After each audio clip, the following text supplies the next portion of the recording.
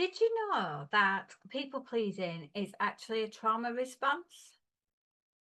People pleasing isn't just a bad habit, it's actually a survival strategy, one many of us learn really early on. You sometimes see it, when you're out and about, and you can see the kids trying to please the parents, and they're grasping at it and trying to get that little bit of attention. And sometimes I sit there and I mean, I love people watching. So sometimes I'll sit there and I'll be like, "Mhm, just give that little kid that bit of attention. They're just trying to show you something." Like me and my husband had gone to Llandudno a few weeks ago on our motorbike, and there was a little kid on the beach that had made a sandcastle. And it was trying to get this little boy was trying to get the attention of his mum, who was chatting to what I'm presuming was a friend, and he wanted her to look at the sandcastle that he'd done. And he kept saying to her, "Mummy, mummy, mummy," and she just like completely ignored him. And then eventually, we were sat having an ice cream, trying to stop the seagulls from stealing it, to be honest. And eventually she looked and she went, "Oh yeah, it's very nice that," and then turned around and carried on chatting to her friend. And I thought, why couldn't you have just given him that little bit of attention? Because then he like put a few stones round it and then asked her again to have a look, and she went, "Oh, just hold on a minute, I'll have a look in a minute." And I thought, you're bringing that child up to be wanting to people please all the time because they're not getting the attention, so they'll do something else to please you and something else to please you. And that happens with quite a lot of us. So today I want to break down why people please, and it's often rooted in trauma and what you can do to heal that. For years I thought being agreeable, being helpful and easy to be around made me a good person.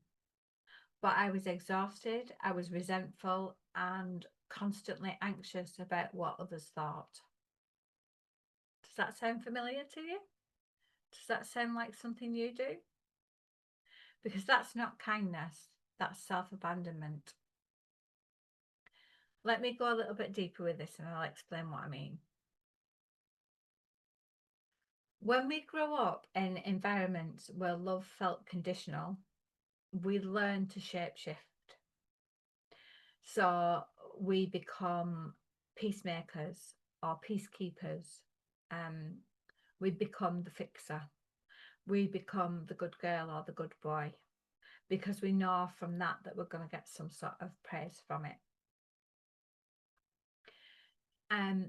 People pleasing then becomes a way for us to stay safe.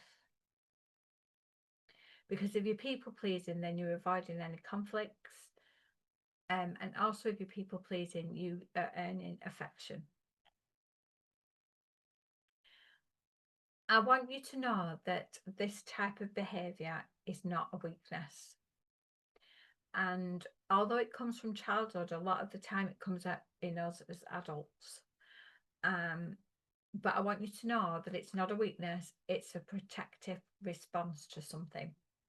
What I do with my clients in therapy sessions is unpick these early beliefs of why they started people pleasing.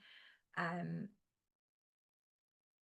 lot of the time it becomes, like when people want attention from the dads and stuff like that, you become a people pleaser because you want that bit of interaction. And some of the beliefs that we have when we're children is, I'm only lovable if I make others happy. I'll be rejected if I say no. We do it with friends. When we're young, especially, we'll say yes to all sorts of things. We want to be part of the group, we want to be part of the tribe, and sometimes it can be, we're doing it for the wrong reasons. So In coaching, we work on boundary settings, we work on confidence, and we work on rewriting the narrative, because your needs matter too. And once we get to the bottom of why you do the people pleasing, because you'll do it at work, it'll come along with you, and you'll do it at work as well, and you'll start trying to please the boss or please your next in command and all that kind of stuff. And then that can cause another conflict, because some people might see you then as sucking up to the boss or whatever it might be, and not realizing that this is just a trauma response. What I want you to do this week, is to think about one moment that you've said yes and you really wanted to say no. What would have changed if you'd have chosen you instead of choosing somebody else? This isn't about you being selfish. This is about you, owning your own boundaries. So where would you be, if you'd have said no instead of saying yeah? Because this is your nudge. You don't have to earn your place. You're already worthy. So there's no need for you to be fighting for your place. You got that with siblings who are always trying to fight for affection. So you don't need that, because you already know that you're worth so much more. So if this feels like your story, then you're not alone.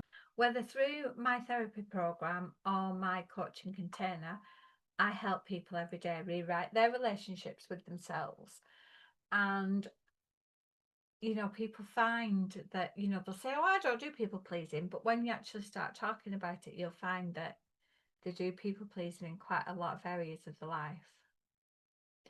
We help to rewrite relationships, not only with themselves, but also with their past.